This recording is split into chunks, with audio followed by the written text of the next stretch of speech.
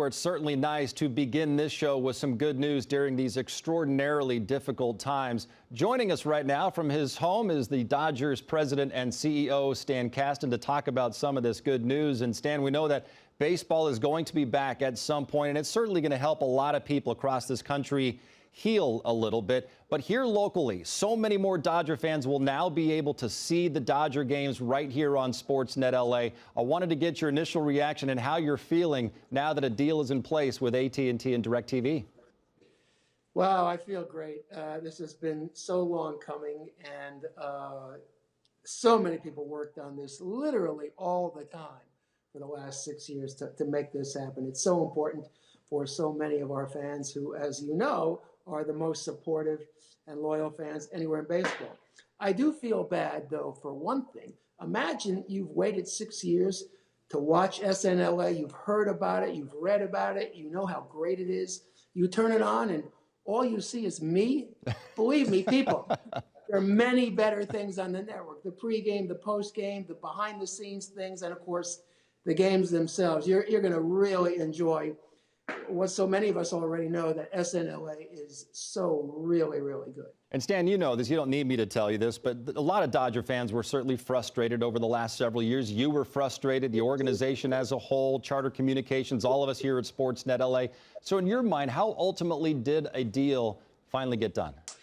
Well, listen, a lot has happened along the way. There were 3 mergers, 2 of them failed. There was a federal investigation against one of the other carriers. There were a lot of things that intervened that held things up. But at the end of the day, there were 2 companies that finally had a way to work with each other to give and get on both sides of the equation that probably hadn't existed before this most recent acquisition.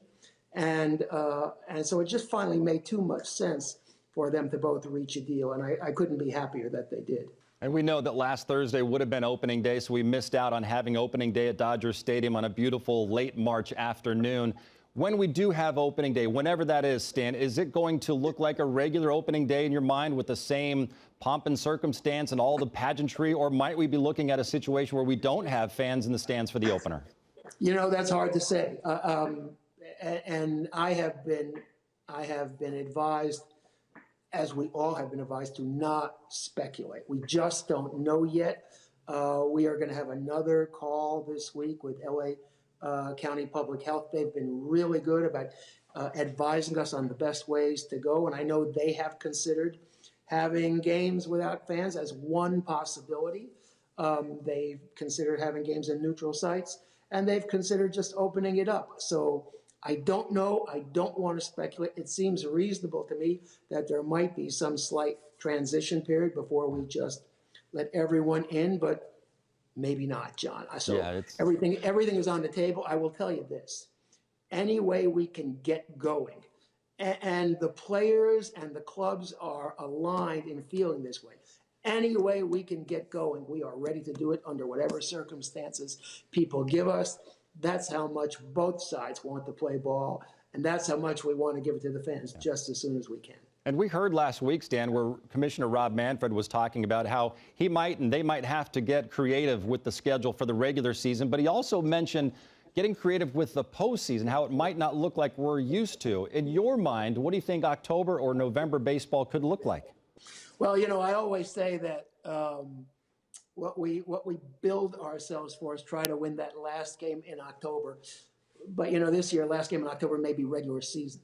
So I don't know what it might mean. I know everything is on the table. I know there are different formats that people are considering. There's certainly different schedules going into November that are being considered. And frankly, there have been some wild ideas thrown around out there. It's just early, and we're all kind of shut in, letting our brains run wild. That's never a good thing. And so we're seeing some true. And by the way, there's this thing called the internet, where if we had run out of ideas, they've been presenting, and we've all seen the crazy ideas. And they're not all crazy. Some of them are creative and pretty interesting. Sure, we're going to try to be as normal as we can be, but it seems to me that this year, with the compressed schedule, with all the restrictions that we might yet face in allowing people into our ballpark, we may have to have something, let's call it creative, but it might look different. We just don't know yet. Yeah, well, speaking of people coming into the ballpark, I think that's one of the many, many great reasons why people were excited about this 2020 season for the Dodgers, and they are excited. Stan, is the renovation project that's going on at Dodger Stadium that started shortly after the playoffs ended last year. Has the pandemic had any effects at all on the people out there being able to get their work done? Hasn't had any impact on the people working. We have, once we knew that games weren't going to be starting on time, we definitely slowed down. We spread the crews out. We're working on Sundays and things like that with smaller crews. So we took the time that we had. We could have played the games and gotten all the field-facing activities ready for opening day. We were on schedule to do that. But we have now slowed down. I do think we will have everything done by the time we finally do play. And let me tell you, it's just a wow, John. Being there the few times I've been there to check on things, it's going to be even better than we thought. You know, what we do in our business is bring people together. We are a gathering place for 50,000 people. But now we're going to have even more gathering places, more intimate spaces between bars and areas for them to look at history and for kids to play and video stuff. It's just going to be the coolest thing imaginable. So when we do open, John, we're going to have a great team with a chance to win a World Series. We're going to have a great, great, exciting stadium, newly renovated in a way that it hasn't been in 60-some years. And we're going to be viewable by almost all of our fans in Los Angeles. So I have never been more hopeful and more eager to get a season started than this one. And no matter how late it is, and no matter how long we have to wait, that'll be fine. Just let's get going. Almost from day one, Stan, I remember you talking about wanting to get the All-Star Game to come back to Dodger Stadium for that first time since 1980, and the renovation project is part of that as well. You want to show it off when the All-Star Game comes here. Have you had the communication yet with Major League Baseball? I imagine you have, about all of the what-if scenarios if the season doesn't get underway until after the All-Star Game. Could you open the season perhaps with the All-Star Game, or what if perhaps we don't see the All-Star Game at all this year? Well, first of all, the reason I talked about it on the first day that we were here, the first day that we took over the team, May 2nd, 2012, was because I was asked about it by fans on that very first day. This is a big thing for LA. I don't know how it got to be 40 years without a game in LA, which is the media and entertainment capital of the world. But here we are. We're very excited to have the game. And right now, it is still scheduled.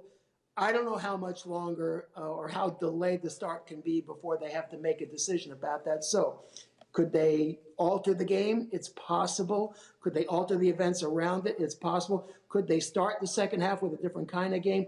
All of those things are possible. Again, I've been warned not to speculate because until we know when we're going to get started, we can't really answer any of the other questions. So you're right to ask. It very much is a question at this point about whether we're going to have it this year, whether there's any All-Star Game at all this year. We just don't know. Yeah. We certainly hope so. We're keeping our hopes alive. We'll just have to play it out a little while longer before we do know. All right, last thing for you, Stan. I know you're a guy who loves to work. After all, you ran 3 professional franchises at one time in Atlanta. You're running the Braves, the Hawks, and the Thrashers at the time in the NHL. So how does Stan Kasten handle this stay-at-home order, and how are you self and social distancing while you're at home? How are you handling this? Well, you know, just like everyone else, I'm on Zoom calls and conference calls and texts and emails and keeping up with meme traffic, and I'm working on my my TikTok dance routine. So, you know, the same things everybody else does. Well, we got to get some video of that at some point of Stan Kasten. We've already seen Dave Roberts doing it, so that would be must-see television. Stan Kasten, thank you so much for taking the time and to talk about the great news here today on SportsNet LA. Thanks very much, John. Good to be here.